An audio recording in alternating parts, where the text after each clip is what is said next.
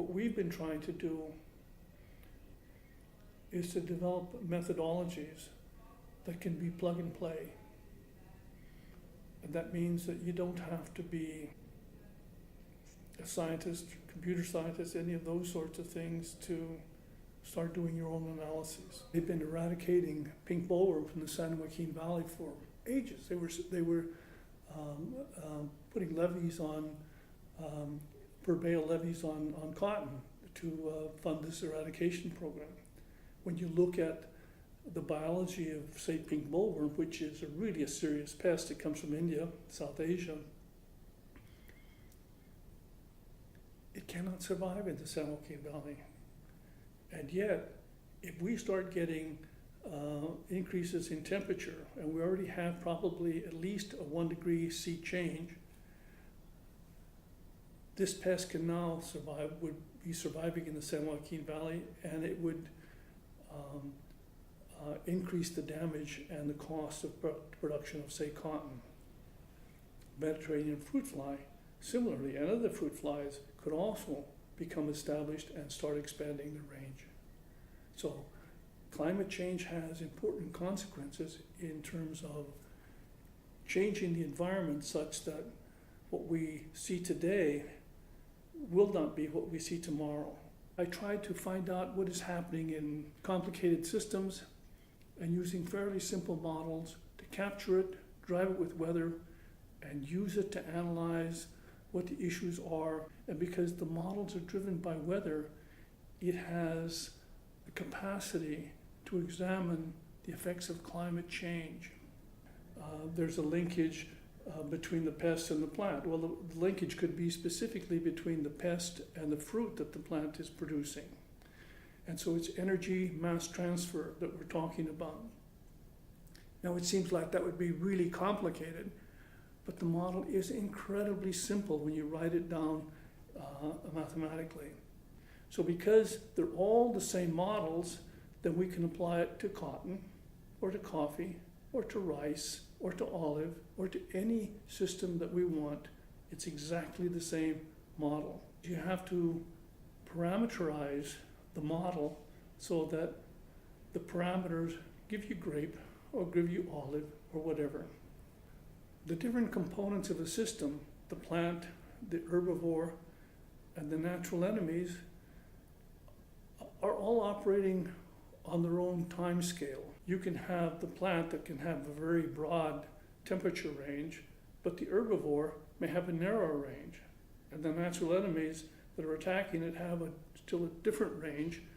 In some cases, this combination of these different responses to temperature can either give you very good control or no control, and everything in between.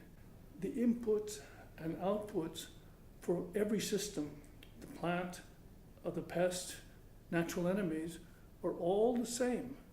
They're all the same. They have the same priorities of acquiring energy, of allocating energy to respiration, to digestion first, which is excretion, to respiration, to growth, and to reproduction. Reproduction is really what the interest of species in biology is about.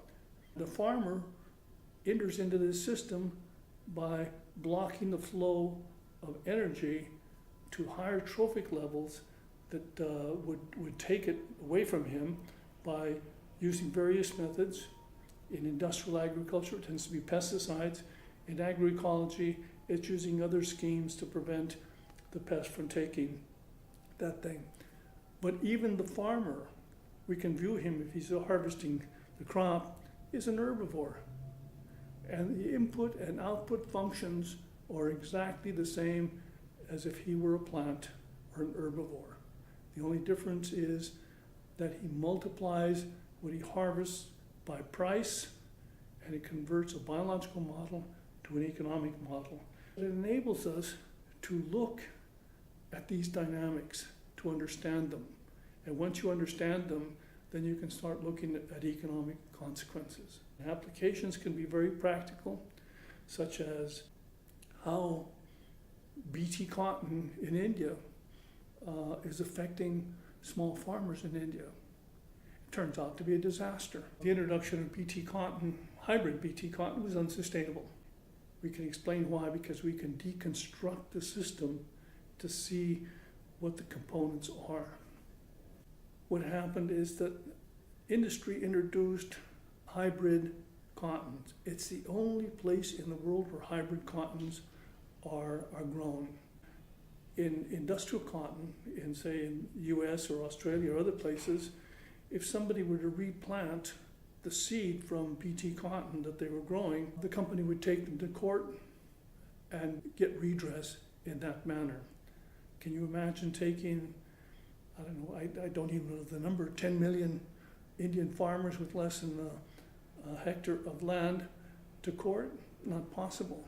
So they capture them by selling them hybrid cotton, which cannot be replanted because the qualities of the seed are just who knows what. So then you think in terms of the price. The price of this hybrid cotton is very high. It can be about $90 per hectare. And then you have production costs, and the yields are low. And because the seed prices are so low, they keep them on a very low planting density of 2 plants per meter square, when the optimal planting density might be 8 to 10. So that means that if they were to sell them the seed that was required for that, it would be 5 to 6 times the quantity that they're planting. So they keep the farmer in ignorance, they trap them with hybrid cotton, and the production is really very low. So the combination of BT cotton costs and the net revenue means an income of less than $1 a day. And so when technology is implemented without a holistic view,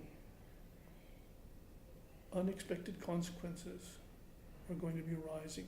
The technology of, say, BT cotton greatly increased suicide rates in India among small farmers.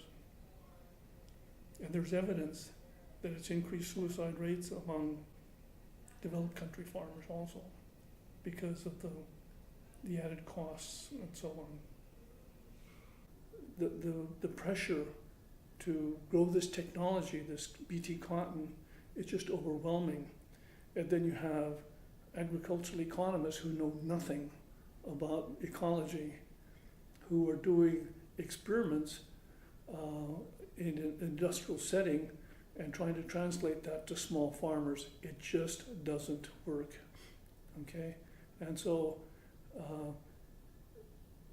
the poor farmer is uninformed, ignorant of the issues. Agricultural economists are uninformed, ignorant of the issues.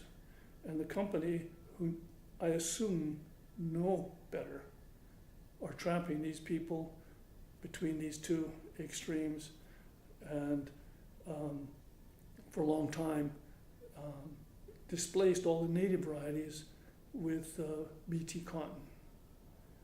But it's failed. Resistance has set into the BT, and the economics just don't work out, and so they're starting to go back to the traditional varieties. And now it's to get them to introduce the appropriate varieties at the appropriate densities to increase their income. The positive thing is that there are people like organic farmers who are fighting to preserve everything from seed to the environment. It's a force that's attempts to counteract the massive investments of industry and their political power to basically control everything from the seed to the shelf. So the first thing is keep control of your seed source.